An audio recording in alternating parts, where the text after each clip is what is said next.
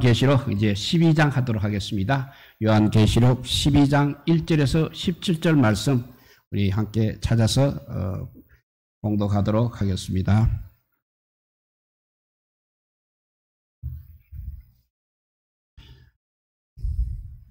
요한계시록 12장 1절에서 17절 말씀입니다.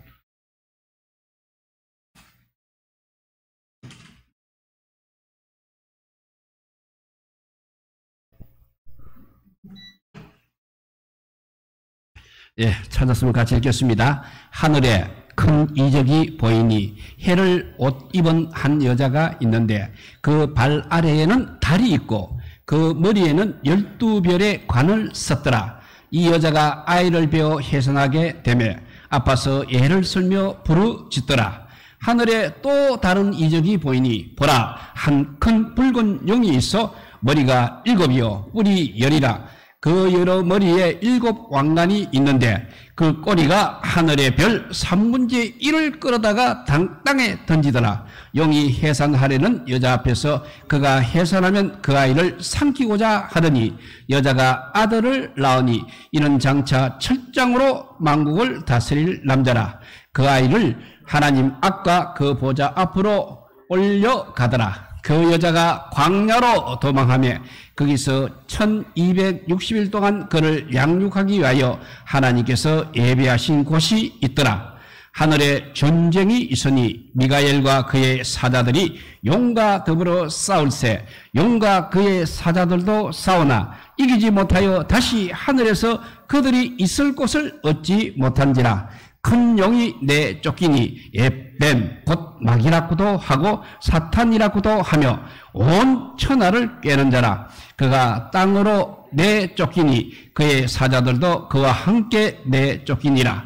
내가 또 들으니 하늘에 큰 음성이 있어 이르되 이제 우리 하나님의 구원과 능력과 나라와 또 그의 그리스도의 권세가 나타났으니 우리 형제들을 참소하던 자 곧 우리 하나님 앞에서 밤낮 참소하던 자가 쫓겨났고 또 우리 형제들이 어린 양의 피와 자기들이 증언하는 말씀으로서 그를 이겼으니 그들은 죽기까지 자기들의 생명을 아끼지 아니하였도다.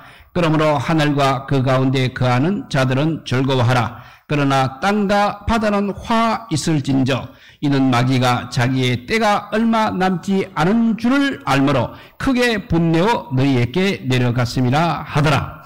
용이 자기가 땅으로 내쫓긴 것을 보고 남자를 낳은 여자를 박해하는지라. 그 여자가 큰 독수리의 2 날개를 받아 광야 자기 곳으로 날아가 거기서 그 뱀의 낯을 피하여 한 떼와 2 떼와 반 떼를 양육받으며 여자의 뒤에서 뱀이 그 입으로 물을 강같이 토하여 여자를 물에 떠내려가게 하려 하되 땅이 여자를 도와 그 입을 벌려 용의 입에서 토한 강물을 삼키니 용이 여자에게 분노하여 돌아가서 그 여자의 남은 자손 곧 하나님의 계명을 지키며 예수의 정근을 가진 자들과 더불어 싸우려고 바다 모래 위에 서 있더라. 아멘. 예. 이제 12장 요한계시록 12장부터는 이 해 입은 여자와 붉은 용 사탄과의 영적 싸움을 이렇게 본격적으로 다루고 있습니다. 이 영의 모습은 대단히 도발적이고 호전적인 모습으로 그려지고 있습니다. 이 영은 정말 잔뜩 지금 화가 나 있습니다. 그래서 끊임없이 자기의 공격거리를 찾아서 이렇게 박해를 가하고 있습니다. 그리고 항상 이 영은 전쟁을 일으킬 태세를 갖추고 있습니다.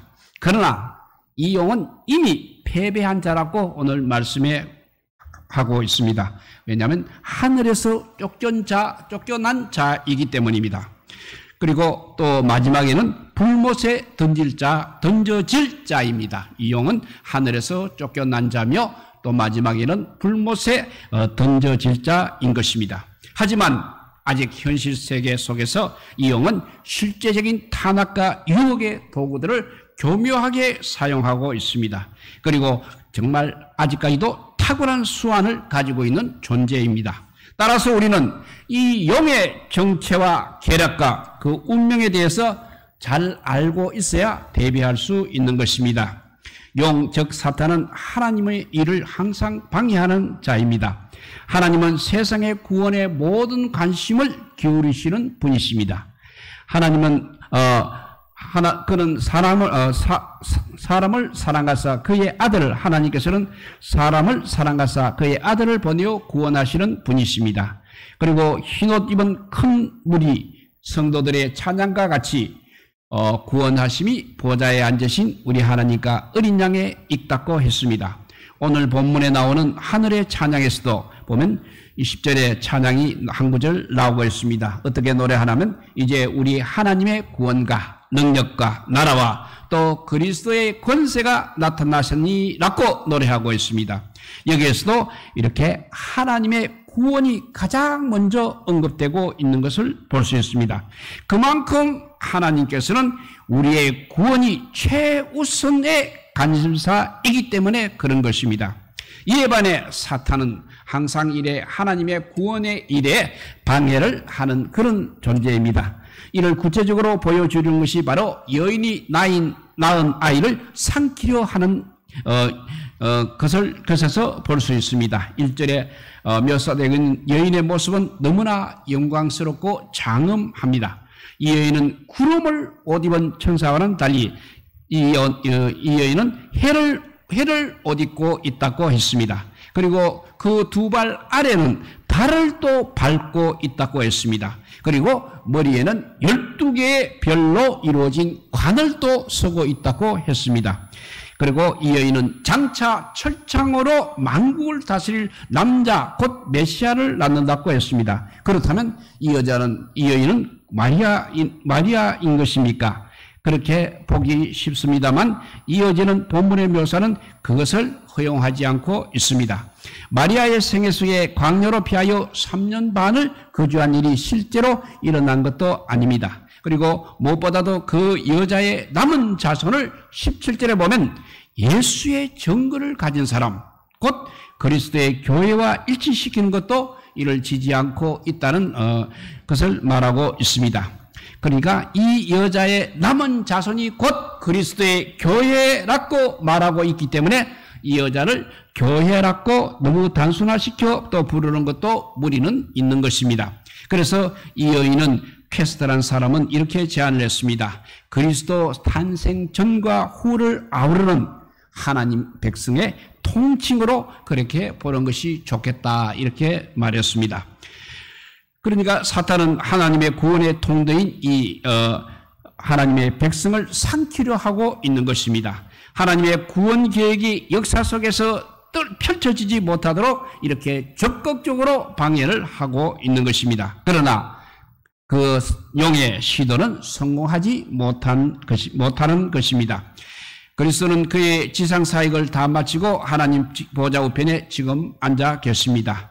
그래서 5절은 이 가정을 아주 간략하게 압축하여서 그 아이를 하나님 아까 그 보좌 앞으로 올려가더라고 진술하고 있습니다. 여기서 올려가더라는 단어는 강한 힘으로 뭔가 끌어가다, 들어 올리다 하는 동사의 단순 과거 수동태형입니다.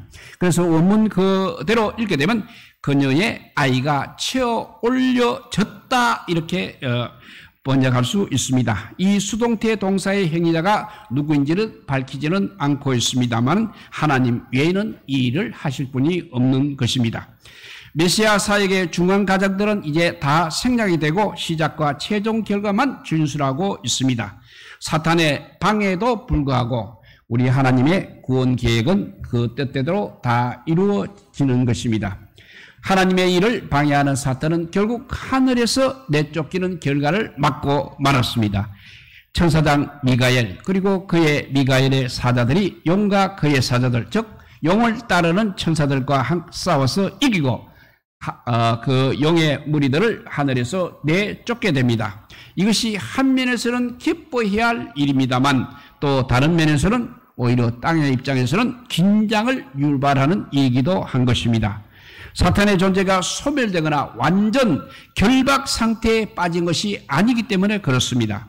영은 자기에게 이제 남은 허용된 시간 동안 계속해서 그 대상을 바꿔가며 방해 활동을 이어갈 것입니다.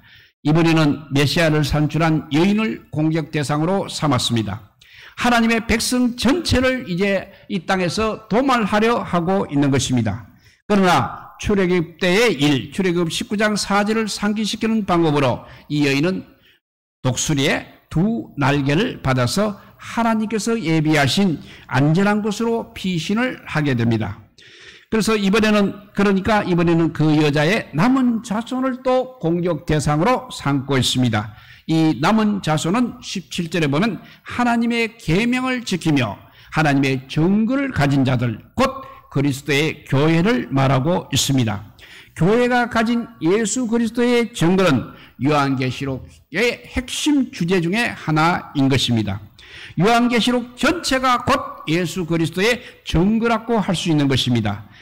그리고 요한은 이 예수 그리스도의 정거 때문에 이렇게 유배를 당하고 있는 것입니다. 또 우리 그리스도인들도 마찬가지로 이 그리스도의 정거, 예수 그리스도의 정거를 위하여서 살며 싸우고 또 죽어가고 있습니다. 그래서 사탄이 가장 싫어하는 것이 바로 이 예수 그리스도의 정거라는 것입니다.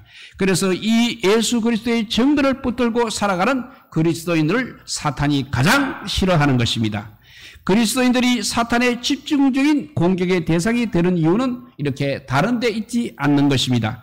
바로 그리스도의 제자들이 갖고 있는, 성도들이 갖고 있는 예수 그리스도의 정거 때문에 사탄이 가장 집중적인 공격의 대상으로 삼고 있는 것입니다. 거꾸로 이 예수 그리스도의 정거는 우리 성도들의 또 핵심적인 무기이기도 한 것입니다. 우리는 어린 양의 피와 정언하는 말씀, 정거의 말씀으로 싸워야 하는 것입니다. 이 싸움은, 그렇게 싸울 때 이 싸움은 반드시 이기는 싸움인 것입니다. 왜냐하면 이 정거의 핵심이 예수 그리스도의 승리이기 때문인 것입니다. 다르게 말하면 사탄의 패배이기도 하기 때문인 것입니다. 그러면 이 사탄이 하늘에서 너에 쫓겼다는 의미는 무엇입니까? 10절에 보니까 하늘에서 들려오는 큰 찬양의 음성을 소개하고 있습니다. 찬양의 내용은 이제 우리 하나님의 구원과 능력과 나라와 또 그의 그리스도의 권세가 나타났으니라고 그렇게 선포하며 찬양하고 있습니다. 이렇게 선포하는 이유는 우리 형제들을 참소하던 자, 곧 우리 하나님 앞에서 밤낮 참소하던 자가 하늘에서 쫓겨났기 때문인 것입니다. 여기서 사탄을 가리키는 참소하는 자라는 표현이 두 번 사용되고 있습니다. 원문에서는 두 표현이 약간 차이가 있기는 합니다. 첫 번째 것은 그냥 명사를 사용하고 있습니다. 그러니까 참소하던 자가 아니라 참소자를 가리킵니다. 그리고 이 예배의 두 번째 경우는 분사 형태로 표현이 되어 있습니다. 그러니까 우리말 번역을 하면 참소하던 자보다는 참소하는 자. 앞에는 명사니까 참소자, 뒤에는 분사니까 참소하는 자로 읽는 것이 적합하겠습니다. 현재 시제를 사용하여 사탄의 본질이 다름 아닌 바로 참소하는 일이라는 것을 보여주고 있는 것입니다. 참소자로서의 사탄은 누구보다도 예리한 눈을 가지고 있습니다. 또 참소자는 맨도날같이 예리한 분석까지 하는 자입니다. 또 한치의 양보도 없는 엄정성을 가지고 있는 자입니다. 그리고 조금의 실수도 허용하지 않는 정확성도 가지고 있습니다. 또 감정에 휩쓸리지 않는 냉정함까지 가지고 있습니다. 이것이 참소자의 자질이라 할 수 있는 것입니다. 만일 사탄이 사용하는 그 잣대를 우리에게 들이댄다면 우리는 누구나 다 낙담할 수밖에 없는 것입니다. 그러나 우리는 그가 가지지 못하고 있는 것이 무엇인지를 우리가 잘 봐야 합니다. 그 사탄은 하나님께서 찾아볼 수 없는 국렬과 자비, 사랑과 체휼의 마음을 가지지 못하고 있습니다. 하나님께는 인자하심과 준엄함, 이 두 가지를 동시에 가지고 계십니다. 하나님은 사탄처럼 어느 하나만을 고집하지 않으십니다. 그리스도의 십자가에서 나타난 것처럼 하나님의 사랑의 공의의 하나님은 공의의 하나님이면서도 동시에 사랑의 하나님이십니다. 하나님은 그의 앞에 설 자격이 조금도 없는 우리들을 그리스도 안에서 찾으시고 만나 주시는 분이십니다. 그리스도의 의로 말미암아 하나님은 우리를 의롭다 하셨습니다. 사도 바울이 확신에 차서 외치는 것처럼 하나님의 의의 선언을 뒤집을 자는 아무도 없는 것입니다.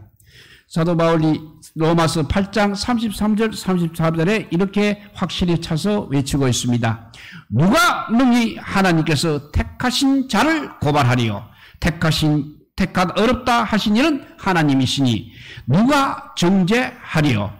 죽으실 뿐만 아니라 다시 살아나신 이는 그리스도 예수시니 그는 하나님 우편에 계신 자요 우리를 위하여 간구하시는 자신이라고 우리에게 말씀하고 있습니다. 여기서 중요한 것은 우리의 의가 되시고 또 우리를 위하여 간구하시는 예수 그리스도는 하나님의 우편에 지금 계시지만 우리를 참수하는 자인 사탄은 지금 하나님의 면전에서 쫓겨났다는 사실입니다. 이제 사탄은 더 이상 하나님 앞에 서지 못하는 것입니다. 사탄은 하나님의 법정에 설 수 있는 자격을 박탈당했습니다. 이것은 우리가 더 이상 불법적인 참소자인 사탄에 의해서 이제는 정죄당하지 않는다는 것을 의미하고 있는 것입니다. 우리는 우리의 구원자가 되신 하나님과 그리스도 예수 그리스도의 권세를 영원히 찬양하며 살 수 있게 되었다는 것입니다. 그러면 우리의 남은 삶은 무엇이겠습니까?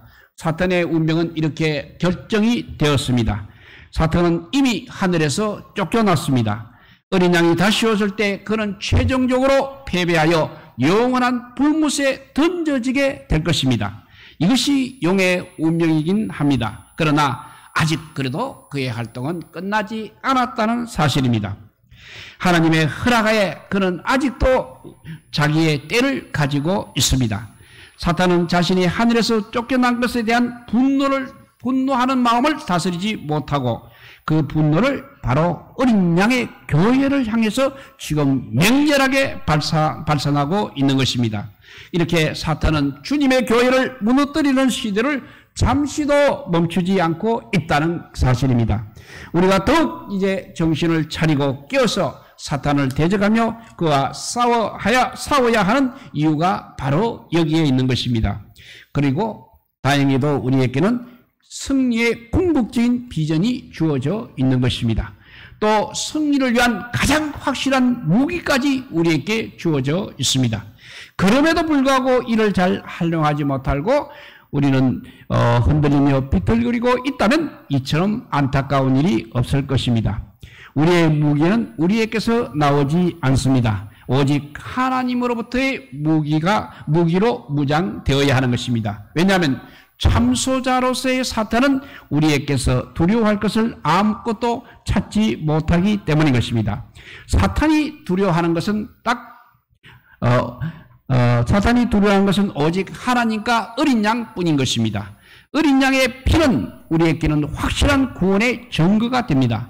그렇지만 사탄에게는 그 어린 양의 피가 확실한 패배의 증거가 되는 것입니다. 그러므로 우리의 가장 확실한 무기가 바로 어린 양의 피인 것입니다. 두 번째는 우리는 정언한 말씀을 가지고 있습니다. 이 증거의 말씀의 핵심도 바로 어린 양 예수 그리스도가 승리자라는 것입니다. 예수 그리스도가 만왕의 왕이요 만주의 주시라는 것, 그리고 그의 나라와 통치가 영원하다는 것, 이것이 바로 정언한 말씀입니다.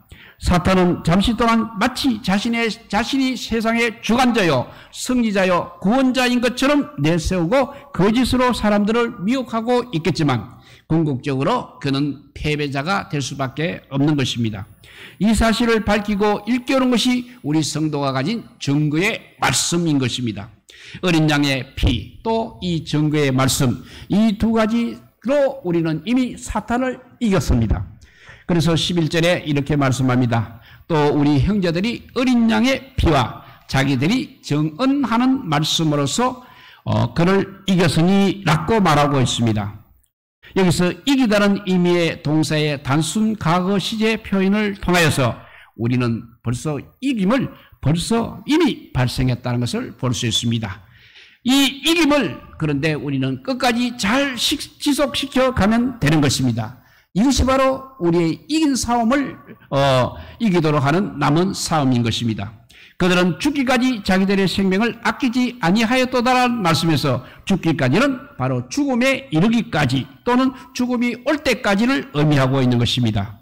이 문구는 스마다 교회에게 너가 죽도록 충성하라는 꼭 요구할 때도 사용된 바 있는 문구입니다. 이런 지속성과 변치 않는 신실함이 바로 우리의 승리의 비결인 것입니다. 사랑하는 성도 여러분, 우리의 싸움은 예수 그리스도께서 이미 이겨놓으신 승리를 계속 유지하고 지켜나가는 싸움이라는 것을 항상 명심하시기 바랍니다. 그래서 승리의 주님이 오실 그날까지 그가 승리의 예수님께서 이루어 놓으신 승리를 우리가 늘 누리며 살아가야 하겠습니다. 끝까지 우리의 사랑과 충전을 오직 그리스도에게만 드리며 살아가시기를 바랍니다. 그가 우리에게 맡기신 증거의 말씀을 힘차게 선포하면서 살아가시기를 바랍니다. 그리고 끝까지 그분이 예수 그리스도께서 주신 약속의 말씀을 붙잡아서 예수 그리스도께서 오실 때 그와 함께 그의 영광에 온전히 이룰 수 있는 우리 모든 성도들이 다 되기를 주님의 이름으로 축복드립니다. 기도하겠습니다. 사랑의 하나님, 감사합니다. 마지막 때 이렇게 사탄이 우리를 흔들고 있지만 결국 그는 아버지요 패배자라고 했습니다. 이미 하늘에서 패배했고 이 땅에서도 예수 그리스도의 피와 증거의 말씀으로 아버지요 무장하고 있는 우리에게 적수가 되지 못한다고 했습니다. 이제 아버지요 이 말씀을 붙들고 아버지요 우리 예배하는 우리 백성들이 되어서 끝까지 교회를 지키고 믿음을 지키고 마지막 주님 오실 때 정말 아버지요 찬양을 드리는 아버지요 예수 그리스도의 제자들이 다 되게 하여 주시기를 간절히 빌고 원하올 때 우리 구주 예수 그리스도 이름으로 기도드리옵나이다. 아멘.